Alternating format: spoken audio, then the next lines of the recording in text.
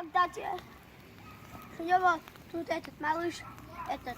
Ой, Мимика там кошку сейчас хвост ей чуть не оторвала. Мимика.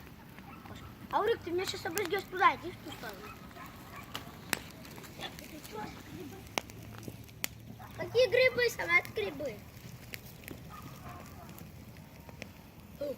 Аурика, не на, сейчас упадет и мне принесет.